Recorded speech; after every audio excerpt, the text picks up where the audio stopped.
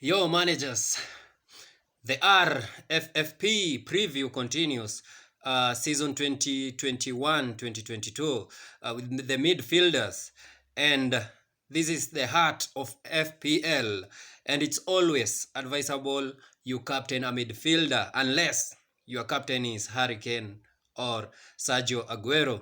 Remember, Sergio Aguero has left the Premier League, so we only have Harry Kane, so therefore it is advisable you go for a midfielder for captain.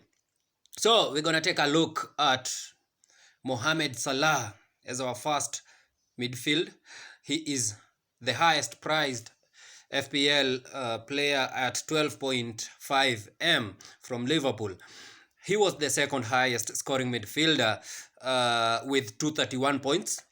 Salah has a tendency of starting well in FPL. Remember last season he scored twice against Leeds at home in that entertaining match that ended 4-2 last season.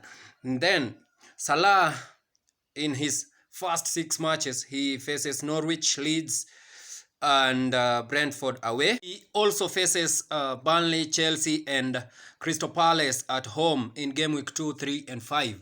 So you may consider Salah, and I'll advise you to captain Mohamed Salah in game week 1. He is always good. Then number 2, we take a look at Bruno Fernandes at 12.0 M from Manchester United. He took FPL by a storm in his first full season in the Premier League. He was the highest scoring midfielder and actually the highest scoring player, and with 244 points last season. In his first 6 matches, he faces Leeds, Newcastle, and Aston Villa at home in game week 1, 4, and 6 respectively. And then Southampton, Wolves, West Ham away in game week 2, 3, and 5. So Bruno Fernandes may be a very, very good choice, considering their first match is against Leeds, and it's always a high scoring match. Then number 3, we have Heung-min Son at 10.0 M from Tottenham. With 228 points from last season, he was the third highest scoring midfielder. In his first 6 matches, he faces Man City, Watford, Chelsea at home. That is in game week 1, 3, and game week 5. And then he faces Wolves, Crystal Palace, and Arsenal away in game week 2, 4, and 6. So you may consider Son. During the preseason, he has been performing very well, and he may continue performing that way. Remember, Tottenham has a new coach, Nuno Espirito. Remember, Tottenham has a new coach in the name of Nuno Espirito, and he likes from Wolves, and he likes playing attacking football, and he has been playing Son in an advanced role in the preseason in the absence of Harry Kane. So I fancy he may take his form to the Premier League. Then at number 4, we have Kevin De Bruyne, who spent most of last season on the sideline injured.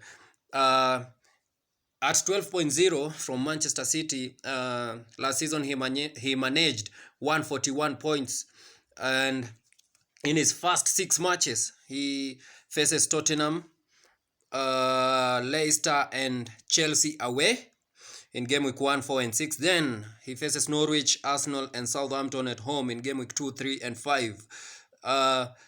In game week 5 and 6, he has Chelsea and Liverpool, so you can have him until game week 5, and then you sell him, and then you buy him from game week 7, where he faces Burnley, Brighton, and Crystal Palace. So he may be a very, very good option in that Manchester City side. Remember, Kevin De Bruyne doesn't disappoint. Then we have another new boy, Emiliano Buendia, from Aston Villa at 6.5 M. Remember, he signed from Norwich to Aston Villa, and with the Grealish saga, if Grealish goes to Manchester City, then Buendia may be a very, very good player to have in the FPL.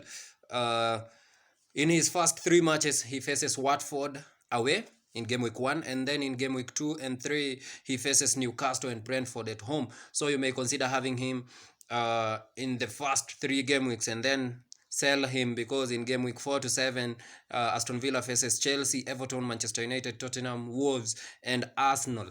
Then at number 6 we have Kai Havertz. Kai Havertz at 8.5M for Chelsea. In game week 1, they face Crystal Palace at home. And then in game week 2, 3, and 5, he has Arsenal, Liverpool, and Tottenham away. Then in game week 4 and 6, Aston Villa and City. So I'll advise you to have Kai Havertz in game week 1. He has been performing very well in the preseason, and then you can sell him and buy him again during game week 7, where he faces Southampton. Game week 7 to game week 11, they have Southampton, Brentford, Norwich, Newcastle, and Burnley. So you may consider having him in game week 1, then sell him, buy him again in game week 7. Then at numbers 7, we have Jadon Sancho, the new boy from Borussia Dortmund to Manchester United, priced at 9.5M.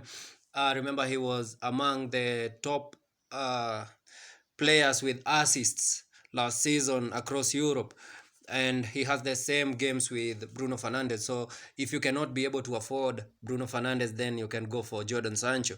Then we have Mason Mount for Chelsea at 7.5, same games as Kai Havertz. So at 7.5, also you can either have Kai Havertz or Mason Mount. And then you have Riyad Mahrez at 9.0. He is impressing during the preseason, and if you cannot be able to afford Kevin De Bruyne, then you have Riyad Mahrez. Then at number 10, we have Rafinha at 6.5. And I personally think he is underpriced because Rafinha is a very, very good player going forward. And remembering that Leeds plays attacking football, he may be a very, very good option. In game week 1, 2, and game week 4, he faces Manchester United, Everton, and Liverpool. Then in game week 3, 5, 6, 7, 8, 9, and game week 10, he has Burnley, Newcastle, Watford, Southampton, Wolves, and Norwich. So you can buy him from game week 3 to game week 10. He may turn out to be a very good player. And also, I may mention other names that may help you to balance your midfield. Players like Billy Gilmour from Norwich at 4.5. We have Tarian Fosu from Brentford at 5.5M. Jota from Liverpool at 7.5M. Almiron from Newcastle at 5.5M. Smith Rowe from Arsenal at 5.5M. Todd Cantwell from Norwich at 5.5M. And lastly, Ismail Sarr from Watford at 6.0M. So you may consider them to balance your midfield. That's all for FPL midfielders.